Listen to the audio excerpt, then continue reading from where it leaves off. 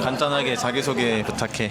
네, 안녕하세요. 저는 진수 대학교 동기이고요. 지금은 현재 보험사에 있는 헬스케어 업무를 담당하고 있고 기획 직무를 맡고 있습니다. 보험사의 헬스케어? 네, 정확하게 좀 대충 어떤 일인지 좀 설명 좀 해줘. 주로 이제 보험사에서는 보험 상품을 만들어 가지고 판매하는 역할들을 하는데 그것 말고도 이제 보험사에서 신규 사업으로서 새로운 먹거리를 창출하기 위해서 헬스케어 업무에 많이 투자를 하고 있는 게 이제 보험사의 트렌드인데 그 안에서 약간 신규 사업 같은 업무를 담당하고 있다고 보면 됩니다. 헬스케어를 하는 건데 그게 단지 보험사에서 하는 거고 너는 그 안에서 기획 업무를 한다? 그렇죠. 그 내가 기획 직무를 잘 몰라서 그러는데 뭘 해? 기획 직무도 되게 다양하고 업종마다 되게 다양한데 저 같은 경우에는 IT 산업에서 기획 업무를 담당했었고 기획 안에서도 이제 전략 기획, 뭐 사업 기획, 서비스 기획 되게 다양한 기획들이 있는데 기획 업무가 뭐냐고 물어보시면 대부분 애매하게 다들 설명하기 어렵다라고 하는데 딱 그 역할을 하는 게 기획이라고 저는 생각을 해요. 주로 지금 저희가 담당하고 있는 건 헬스케어 IT 서비스에 대해서 기획을 하는 거죠. 이게 실제로 사람들이 어플리케이션을 사용을 해가지고 그 서비스를 이용할 것인가 그걸 예상해가지고 실제로 애플리케이션을 만드는 개발 쪽과 얘기를 하는 것이 이제 서비스 기획. 그 서비스를 만들기 위해서 사업적으로 검토하는 것이 사업 기획. 그 전반적인 그 어플리케이션을 이제 운영하고 앞으로 어떤 방향으로 나아갈지를 하는 게 이제 전략 기획. 이렇게 생각하면 될 것 같습니다. 그러면은 그 너희 회사 말고 직무적 관점으로 봤을 때 장점과 단점이 있을 거 아니야? 장점부터 말해줘. 직무적으로 봤을 때 장점은 기획이라는 업무가 아까 말한 것처럼 되게 애매하고 모호하기 때문에 어디든지 갈 수 있고 그래서 어떠한 역할을 했는지를 좀 더 포장만 잘하면 어떤 회사에서도 약간 뽑기 좋은 역할이다.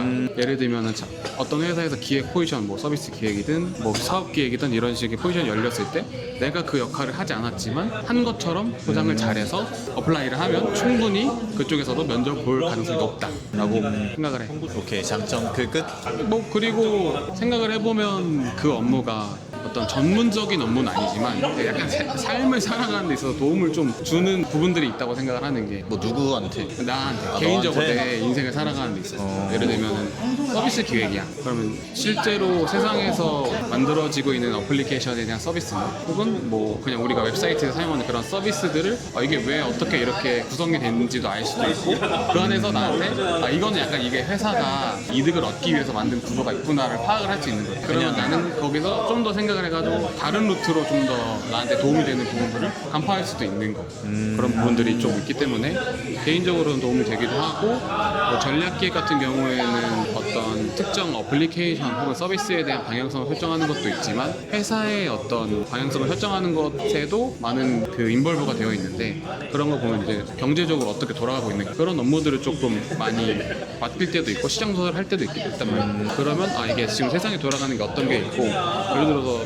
어떠한 주식이 오를 것 같다 비슷한 어떤 그런 산업이 뜬다라는 거는 내가 조사를 하면서 겸사겸사 이게 앞으로도 뜰 수도 있겠구나 라고 하면 좀 더 그 시장에 대해서 검토를 하기도 하고 그런 것 때문에 개인적으로 삶에 도움이 되는 부분들이 많아서 좋다. 뭐 조사하고 분석하고 이런 게 많겠네. 그렇지. 대부분 조사를 하고 분석을 해서 어떤 거기서 인사이트를 해내서 뭔가의 실행까지 하는 게 어떤 기획의 전반적인 업무라고 볼 수 있는 거죠. 재밌겠는데? 이제 재밌는데 애매해서 어렵다라고 사람들이 느끼기도 하고 좀 더 많은 시간들이 필요하고 깊이가 조금 많이 필요한 포지션이라고 생각을 해요.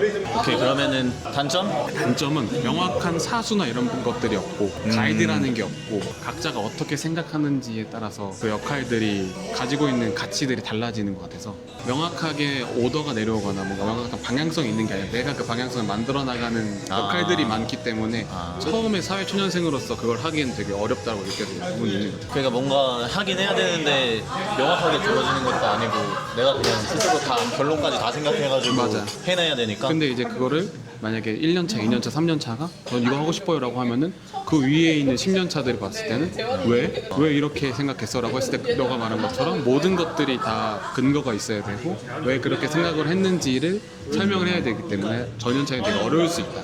하지만 그만큼 그 숙성되는 시간이 점점 좀 길어지고 많은 생각들을 하면서 본인의 인사이트가 높아지면 그만큼 이제 파워풀한 사람이 되는 거고. 근데 그러면은 거의 일을 팀은 있겠지만 혼자서 이렇게 하는 게 많은 거야? 내가 경험했던 건 나는 거의 다 대부분 혼자서 뭔가 하는 경우가 많았었던 거고, 팀으로 바라봤을 때도 어떤 특정 서비스 기획이라고 하는 집단이 잘 되어 있는 회사로 들어가게 되면은 되게 구체적인 업무들을 맡아가지고 커리어를 성장시킬 수 있기는 해. 근데 통상적으로는 내가 경험해 봤을 때는 개인기가 중요한 영역, 그런 부분이 많아.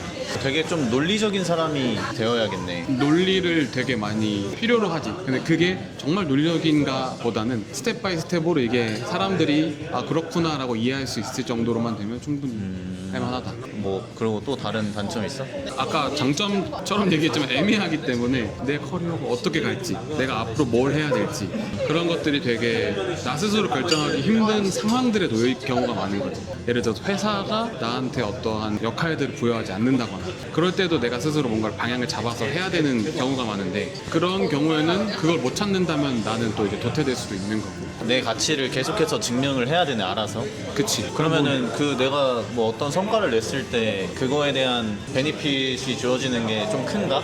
큰 가에 대한 역할도 사실은 팀에 어떤 팀장들이 있으면은 그것을 상부에다가 포장을 잘해서 이거 때문에 이렇게 되었다라고 설명을 해주는 사람이 있으면은 나한테 베네핏이 크게 돌아올 수 있는데, 예를 들어서 그러한 상황이 아니고 뭔가 개인이 움직이는 사람이라고 하면 그것마저도 본인이 포장을 해서 만들어내야 되는, 되게 정말 냉정하게 보면은 스스로 다 해내가야 되는 사람일 수도 있겠다.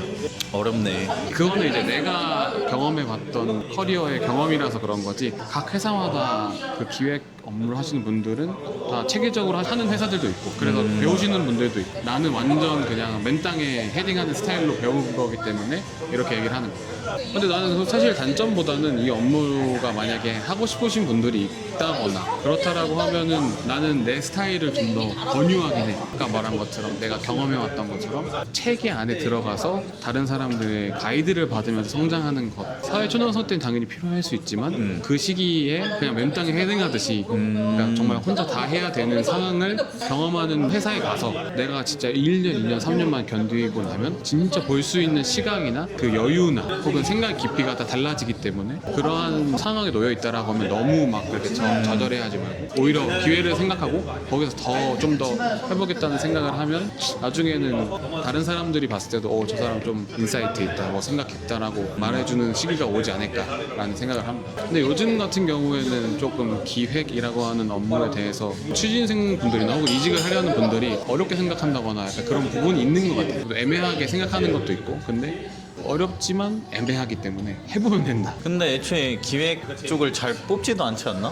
회사에서 뭐 전략기획, 사업기획 이런 것들은 잘 안 뽑긴 하지만 그거와 비슷하게 IT 회사의 어떤 서비스 기획 뭔가 이런 것들은 조금 뽑긴 하거든. 근데 말한 것처럼 엄청 많이 뽑진 않아. 그 부분들도 되게 아까 말한 것처럼 사람의 경력이 필요하고 경험이 필요하고 인사이트가 필요한 직무다 보니까 지금은 새롭게 무언가를 뽑기에는 어려운 영역인 것 같아. 하지만 기회가 되면 도전해보는 것도 좋다고 생각하고. 그러면은 뭐 취준생이나 이직을 준비하시는 분들이나 기획 쪽에 갈라 그러면 어떤 점을 이렇게 잘 준비하면 도움이 많이 되고, 들어가서도 생활을 하면서 좀 이렇게 해야 잘 할 수 있다, 뭐 이런 점.